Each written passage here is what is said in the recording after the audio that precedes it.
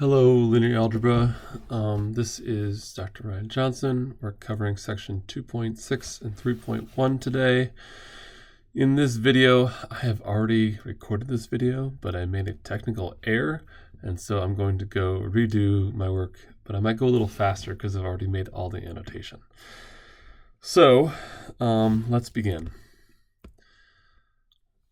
Hear, O Israel, the Lord our God, the Lord is one. You shall love the Lord your God with all your heart, with all your soul, with all your mind, and with all your strength. The second is this: love your neighbor as yourself. There's no commandment greater than these. So this part 1 video will look at the preview activities. So for preview activity 261A, let T be the transformation that reflects around the x-axis, for example. So the blue was given you in the textbook. And then the vector that we were given was this vector, x is 2, 4. So then drawing that is over 2, up 4. And then flip it around the x-axis, and you're down there at 2, negative 4. So it goes from 2, 4 to 2, negative 4. And then more generally, if x is xy, then what is t of x? Well, t of xy, so you draw like some random arrow in red there, it's going to flip over the x-axis, making the y component negative. So it takes a vector xy and turns it into x negative y. So finding both t of 1, 0, well, that's just 1, 0. It's not changed. Whereas t of 0, 1, it becomes 0, negative 1. It flips the y component. So drawing that there, it stays the same because it's on the x-axis, whereas this one over here gets flipped down to be there.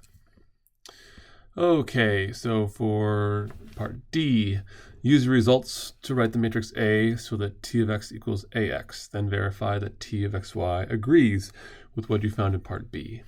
So t of E1, remember, is 1, 0. T of E2, remember, is 0, negative 1. And so that's kind of the matrix 1, 0, 0, negative 1. And if you multiply that matrix times xy, you get first row times that would be x. Bottom row times that will be negative y, so x negative y. It checks out. And then describe the transformation that results from composing T with itself. That is, what is a transformation T composed with T? Explain how matrix multiplication can be used to justify your response. So here's x right there, and then you flip it to T of x, so you're down there, and then you apply T again, so you flip it again, and you're back to where you started. So T composed with T ought to be the identity. And when I multiply the matrix associated with T with itself, then row, column, you get 1, row, column, you get 0, row, column, you get 0, and then bottom row, right column, negative 1 times negative 1 is positive 1. And so you get the identity matrix. So it checks out. Okay, and that completes part 1 of our section.